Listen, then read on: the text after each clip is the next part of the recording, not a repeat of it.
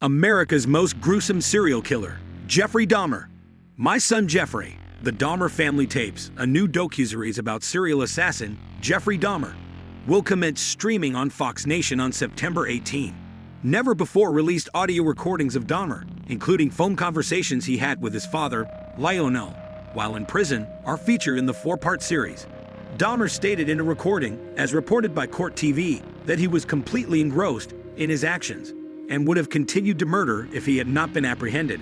I was so absorbed in my actions. I believe that I will continue to engage in that activity for the duration of my existence. Who was Jeffrey Dahmer? Between 1978 and 1991, Jeffrey Dahmer was an American serial murderer who murdered 17 men and boys. Dahmer pursued his victims, who were predominantly black men, at homosexual bars, malls, and bus stops for more than 13 years.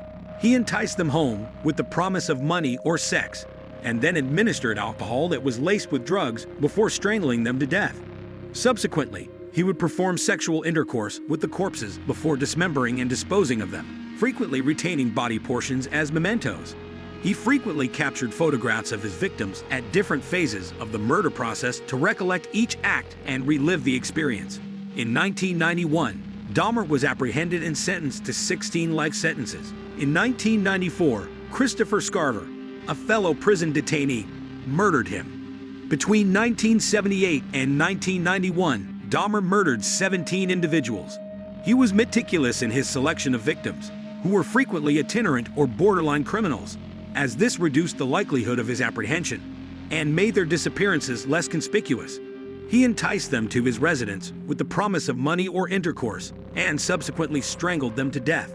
He performed sexual acts with their bodies and retained body fragments and photographs as mementos. His heinous crimes are reflected in his most prominent nicknames, the Milwaukee Cannibal and the Milwaukee Monster. Dahmer's initial homicide occurred in June 1978, shortly after graduating from Revere High School. He picked up an 18-year-old hitchhiker named Stephen Hicks and transported him to his parents' residence. Dahmer subsequently caused the young man to become inebriated. When Hicks attempted to depart, Dahmer responded, "I did not want him to leave."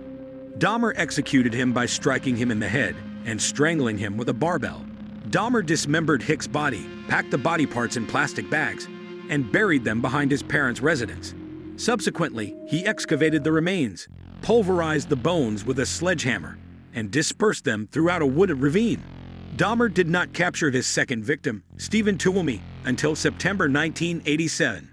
Dahmer ultimately awoke to find Tuomi dead, with no memory of the previous night's activities, after they checked into a hotel room and drank.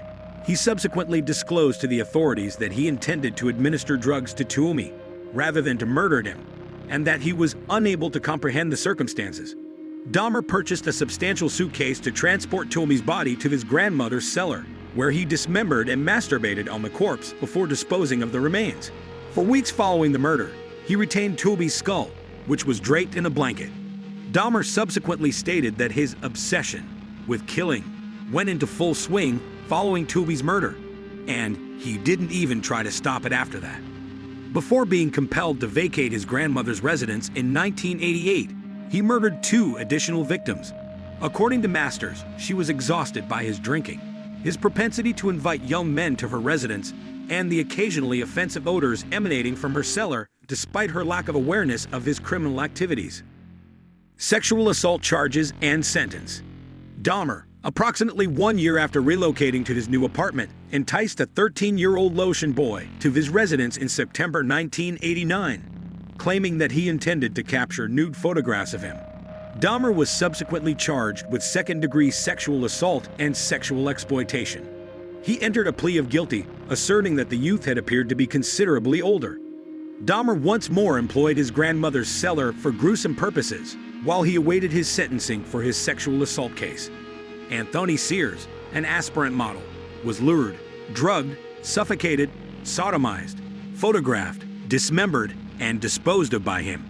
In March 1989, Dahmer was particularly fond of Sears and subsequently stated that he did not wish to lose him. Consequently, Sears was the first victim from whom Dahmer preserved body parts for an extended period, mummifying his head and genitals, as per Masters. Dahmer was the epitome of contrition during his trial for child molestation in May 1989. He eloquently argued in his defense about how he had realized the error of his ways and that his arrest had marked a turning point in his life. Dahmer's defense counsel contended that he required treatment rather than incarceration, and the judge concurred. They imposed a 1-year prison sentence on day release, which permitted him to work during the day and return to the prison at night, as well as a 5-year probationary sentence. In an interview with CNN years later, Lionel Dahmer disclosed that he composed a letter to the court that imposed the sentence, requesting psychological assistance before his son's parole. Nevertheless, the judge granted Dahmer an early parole after he had served only 10 months of his jail sentence. Following his release, he momentarily resided with his grandmother, during which time he did not appear to have increased his body count. Subsequently, he returned to his apartment. The most recent 13 victims. Dahmer would murder an additional 12 individuals over the next 2 years, bringing his total number of victims to 17. Dahmer's initial victim during this period was Raymond Smith, a prostitute whom he enticed at his apartment for sexual intercourse, administered a beverage that contained sleeping tablets, and then strangled. Before dismembering him, Dahmer captured photographs of his body in suggestive poses. Dahmer inadvertently caused the cranium of his subsequent victim, Edward Smith, to explode while attempting to dry it in the oven. According to Masters, he subsequently disclosed to the police that he was rotten about Smith's homicide because he was unable to conceal anything from his body, which resulted in a genuine sense of waste. Dahmer began to establish rituals as he increased the frequency of his murders, frequently ingesting the flesh of his victims and experimenting with chemical disposal methods. Dahmer also employed crude lobotomies. While Errol Lindsay, his 11th victim, was still alive, he was injected with muriatic acid and had a hole drilled in his cranium. Dahmer intended for this to induce a permanent submissive condition in Lindsay. However, Lindsay awoke during the procedure and inquired, "What time is it?" Consequently, Dahmer strangled him. Sandra Smith, Dahmer's neighbor, reported to the police on May 27, 1991, that an Asian child was running naked in the street. The police accepted Dahmer's assertion that the boy was his 19-year-old companion, even though the boy was incoherent upon his arrival. Dahmer was a white man in a predominantly impoverished black community. The boy, who was 14 years old, was the younger sibling of the Laotian teen Dahmer had molested 3 years prior. But Dahmer was unaware of this fact. Dahmer and the youngster were escorted home by the police. They did not desire to become involved in a homosexual domestic disturbance, and they only conducted a cursory examination of the area before departing. Dahmer stated that an officer peeked his head around in the bedroom but didn't take a good look before departing after instructing Dahmer to take care of the boy, as reported by Masters. Dahmer administered hydrochloric acid to the boy's brain after they had departed the site, resulting in his death. The body of Tony Hughes, Dahmer's 12th victim, would have been discovered had the authorities conducted even a basic search. A head was discovered in the refrigerator, 3 more in the freezer, and a catalog of other horrors, including preserved skulls, jars containing genitalia, and an extensive gallery of macabre Polaroid photographs of his victims during subsequent investigations. Dahmer subsequently disclosed that he had intended to construct a private altar from the skulls of his victims, which would be adorned with globe lamps and incense sticks. Masters stated that he desired the altar to be a place where I could feel at home. Trial and imprisonment. The jury opted to accept the prosecution's claim that Dahmer was fully cognizant of the vile nature of his actions and opted to carry them out regardless. After approximately 10 hours of deliberation, they returned on February 15, 1992, to determine that he was culpable, but sane, on all counts. He was sentenced to 15 consecutive life terms in prison, with an additional 16-year term added in May.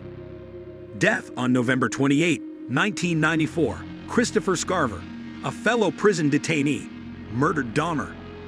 Dahmer was tasked with collaborating with 2 other convicted assassins, Scarver and Jesse Anderson, by his inclusion in regular work details. Scarver had brutally beaten both men with a metal bar from the prison weight room after they had been left alone to complete their tasks. Guards returned to the scene to discover the situation. After approximately 1 hour, Dahmer was declared deceased. Anderson succumbed to his injuries several days later. Did you like it? Tell us what you think of the video in the comment section below. And don't forget to subscribe to our YouTube channel for more interesting videos.